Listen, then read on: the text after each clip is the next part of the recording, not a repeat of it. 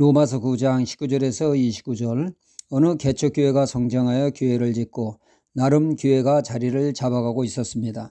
그런데 문제가 생겼죠. 주민들이 들고 일어난 것입니다.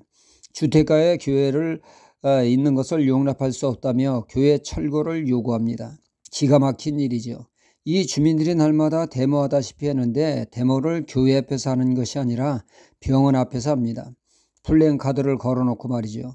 그 교회가 교회를 짓는데 그 의사 되는 집사님이 자신의 땅을 하나님께 드려 그 땅에 교회를 짓게 된 것입니다. 그러니까 주민들은 그 의사 집사님에게 압력을 행사한 것입니다. 허구한 날 병원 앞에서 데모하니 병원 운영에 심각한 타격을 받게 되었고 결국 교회는 철거하게 되었으며 교인들은 뿔뿔이 흩어지게 되었습니다. 목사님은 목회할 의욕을 완전 상실하여 있는데 중학생 2명이 주일이면 목사님의 그 지하실 새방을 찾아왔습니다. 목사님은 모든 것을 포기하고 싶었습니다. 예배드릴 힘조차 없었으나 어김없이 주일이면 예배드리겠다고 찾아오는 아이들 때문에 마지못해 예배를 드렸습니다. 두 아이는 주일이면 찾아와 예배를 끊이지 않게 되었고 이들이 대학생이 되었을 때 어느덧 그 교회는 반듯하게 설 수 있게 되었습니다.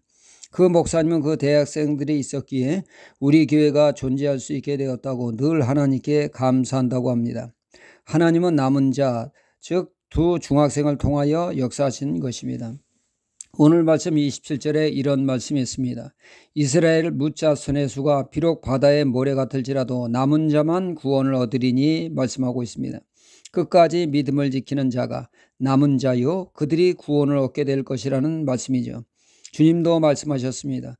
끝까지 견디는 자가 구원을 얻으리라고 말씀이죠. 하나님은 남은 자를 구원하시고 그들을 통하여 역사하시며 그들을 축복하십니다. 안산에도 한 교회가 있는데 이 교회도 형편이 어려운 교인들이 함께 힘에 넘치도록 건축 헌금을 해서 꿈에 그리던 교회 건축 땅을 매입하게 되었습니다. 그 땅에 교회 세울 생각만 해도 담임 목사님은 가슴이 뿌듯했습니다. 그런데 이 교회도 문제가 발생했습니다. 사기를 당한 것입니다. 사기당하고 거기다가 재판까지 해야 하는 난처한 상황이 전개되었습니다. 그러니까 땅 주인이 두 교회에다가 땅을 팔고 잠적해서 이제 두 교회가 졸지에 법정으로 나아가게 된 것입니다. 두 교회가 서로 양보할 수 없는 처지였습니다. 성도님들의 생명과 같은 헌금이니 말입니다. 이때 두 교회 중 한 목사님께 하나님이 말씀을 주셨습니다. 너희 교회가 양보하라. 이 말씀에 이 목사님은 힘들지만 교인들에게 선포를 했습니다. 하나님이 우리 교회가 양보할 것을 말씀하셨습니다. 그래서 우리 교회가 양보합니다. 이에 교인들은 그 돈이 어떤 돈인데 하며 상당수가 시험을 들어 교회를 떠나게 되었고 남은 집사님들이 여름 성경 중 뱃놀이 갔다가 5-6명이 익사하여 TV까지 나오는 일이 발생했습니다. 거기다가 재정을 맡은 재정 집사님들이 희한하게 죽어나가는 일이 벌어져서 그 교회하면 저주받은 교회로 인식이 되어 그 누구도 그 교회를 찾지 않게 되었다고 합니다. 남아있는 사람들조차도 어떻게 하면 이 교회를 떠날까 궁리하는 눈치였습니다. 담임 목사님도 떠난다는 사람을 붙잡을 명분이 없었습니다. 담임 목사님조차 이 피곤한 교회를 떠나고 싶었으니 말입니다.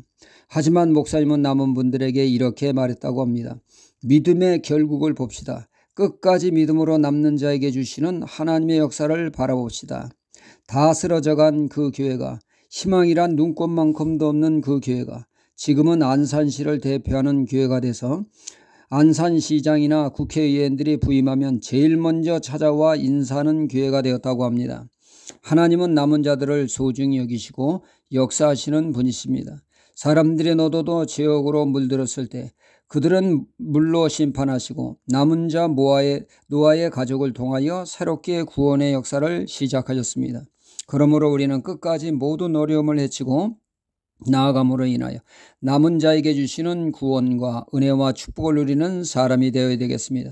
또한 오늘 말씀은 21절에 토기장이의 비유를 통하여 하나님의 주권을 말씀하십니다. 토끼장이의 계획과 솜씨에 의해서 귀한 그릇도 만들고 때로는 필요에 따라 간장 종지기처럼 천한 그릇도 만든다는 것입니다. 우리는 하나님이 우리를 간장 종지기로 만드셨다고 해도 하나님이 내게 주신 모든 최고의 은혜로 알고 하나님의 주권의 역사하심에 감사하는 그러한 삶을 살 때 하나님을 기뻐하시게 할 줄 믿습니다. 오늘도 남은 자의 삶, 믿음으로 살아가는 삶이 되며 또 주신 은혜에 감사 살아가는 예배자의 삶을 살아야겠습니다. 할렐루야.